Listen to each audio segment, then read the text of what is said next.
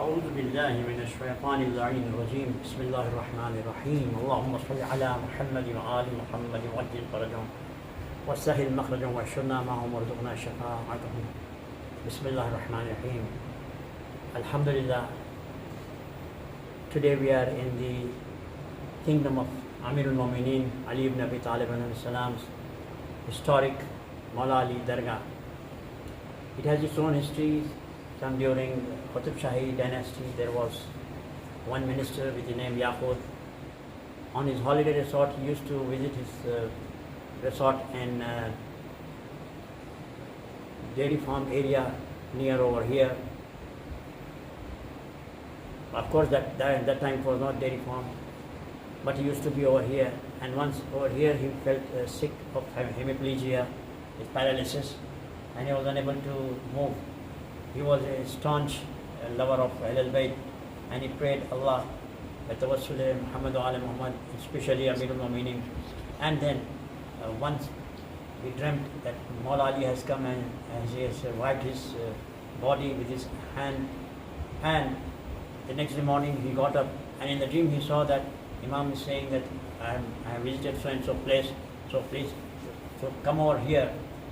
With his command of Imam Amir al-Mu'mineen, next day morning he could able to manage to come over here, where he found the palm impression, which was preserved over here as Punjab.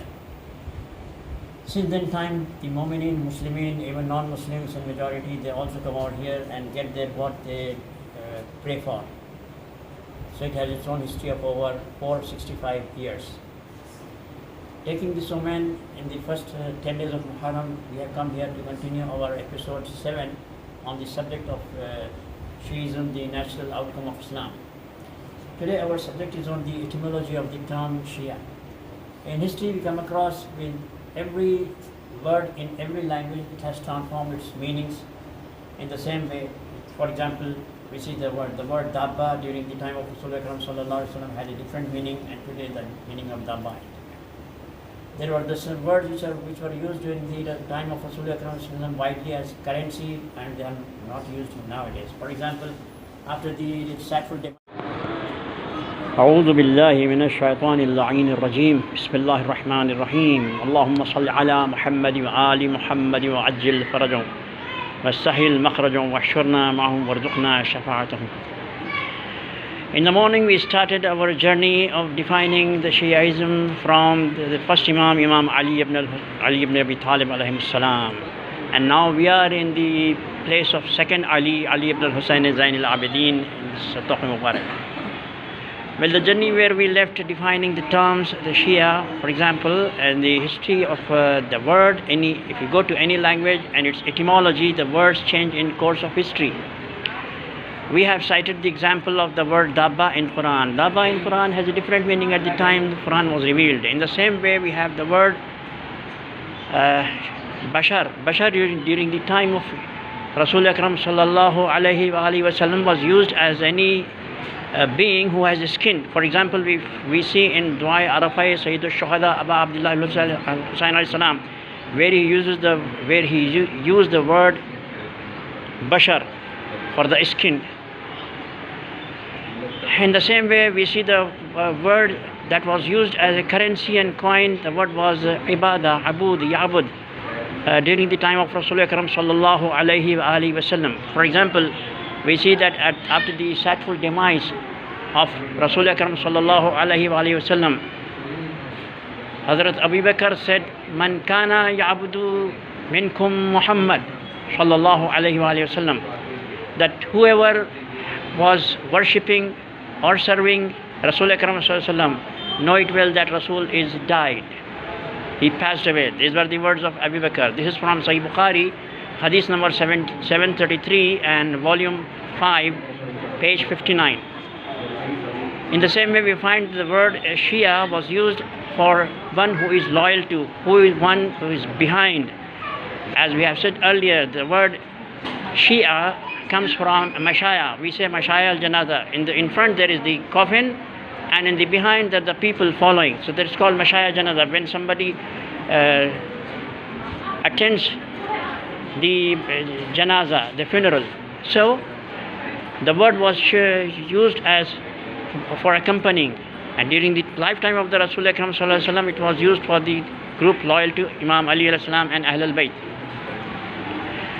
The same word after the sadful demise of Rasul Akram sallallahu alaihi wasallam has taken the form of different meanings. For example, as we know, it is common with any linguist, you can ask that the name of a baby is required when a baby is born. For example, if a baby is born in a jungle, in the forest, when there is nobody to call, there won't be a need of any name. But when there are 2-3 children, then comes the question of putting the name to the baby. So in the initial and the first stage, the name Shia was signed only to Shia'an Ali ibn Abi Talib and Ahl al-Bayt. But after the sadful demise of Rasul Akram sallallahu alaihi wasallam, and in the battles of Jamal, Siffin and Harwan, the name came as those who are loyal to those who are taking the revenge of Uthman, the third Muslim ruler. And that was named as, the group was named as Shia'an Uthman. And then there came the Shia'an Banu Umayyah, those who were siding Muawiyah in the war, in the battle of Siffin against Imam Ali ibn Abi Talib alayhi salam. The word Shia has been used in a camouflage manner also. For example, if we see to the situation of Koofa, Koofa was a typical city in the history. It was on one part, it was the cantonment of the second ruler, Umar ibn Khattab. So the people of Koofa were hard-hearted because of their background with the military cantonment area.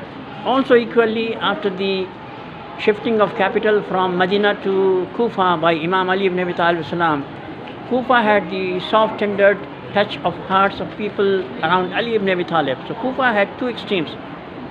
The first extreme of the military cantonment area, hard-hearted people, and the second of Ali ibn Abi Talib salam. And well, during the time of Imam Ali ibn Abi Talib salam, those who submitted to him as the 4th caliph, they were called as those Shias who were fighting against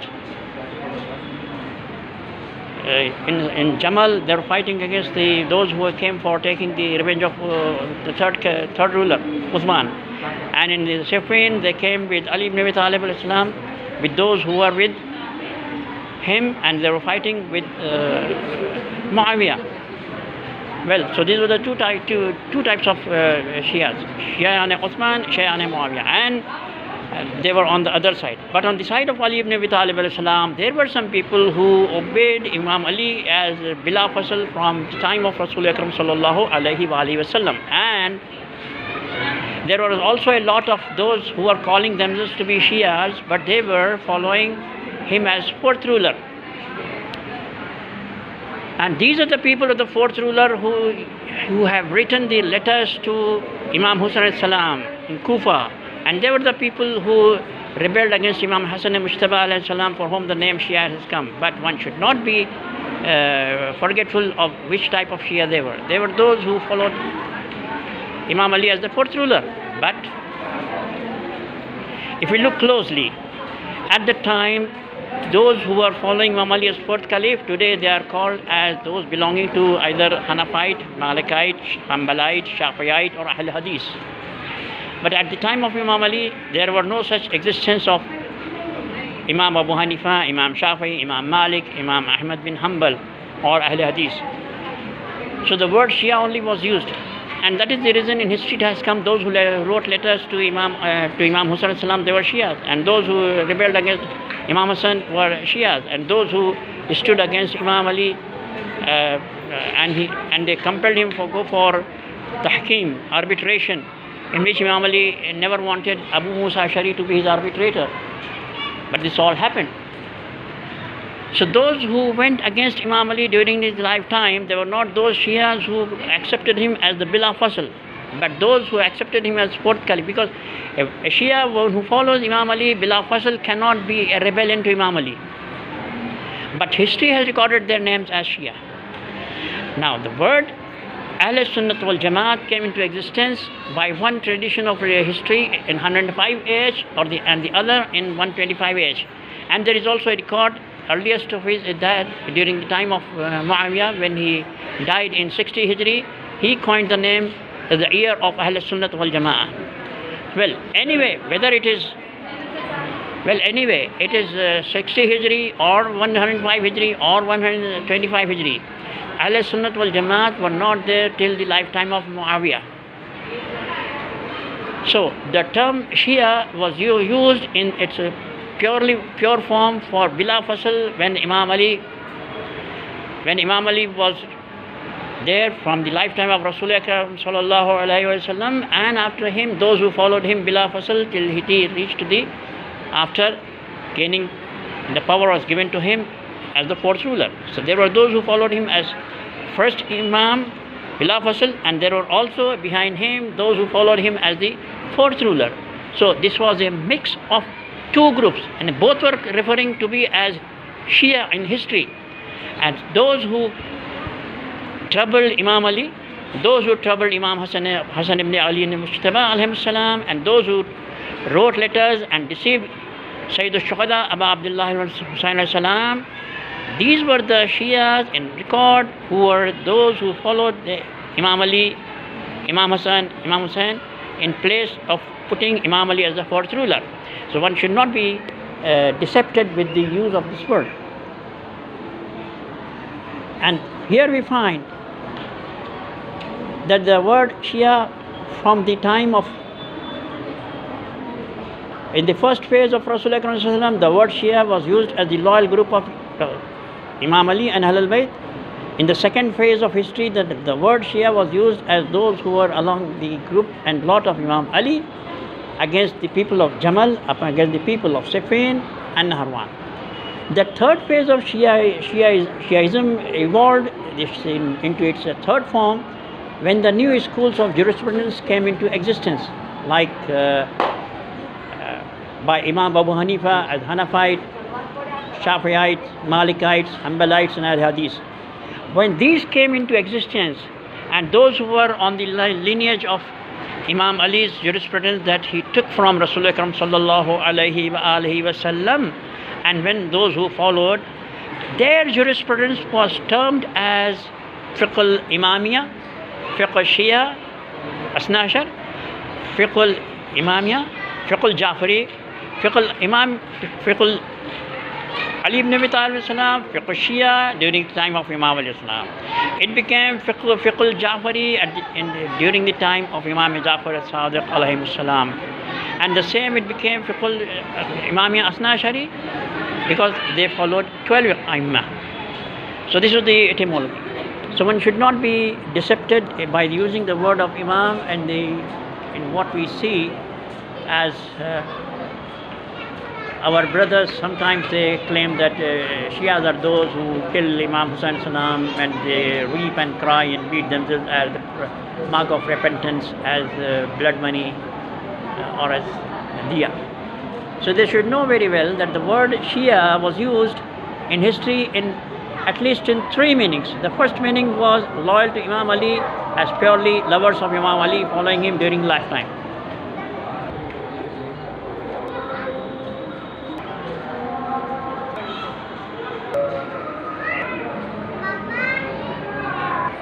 So in the first phase of the etymology of the word Shia, it was used during the time of Rasulullah sallallahu alaihi wasallam as those who were loyal to Imam Ali and Ahlul Bayt. And the second phase of the etymology of the word Shia was during the time of those people around him. They were on one side, and those who were in Jamal and Siffin in the battles, they were on the opposite side. They were the Shi'an Uthman and Shi'an Banu Umayyah or Shi'an Muawiyah. The third phase of Shi'ism is the one in which Shias were behind Imam Ali al-Salam, but in the two phases.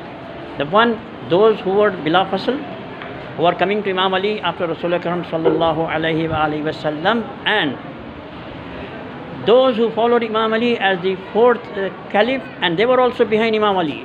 So it was a lot of Imam Ali. It was a mix of two types of Shias. One, those who are coming bila fasl, and those who accepted him as as fourth caliph.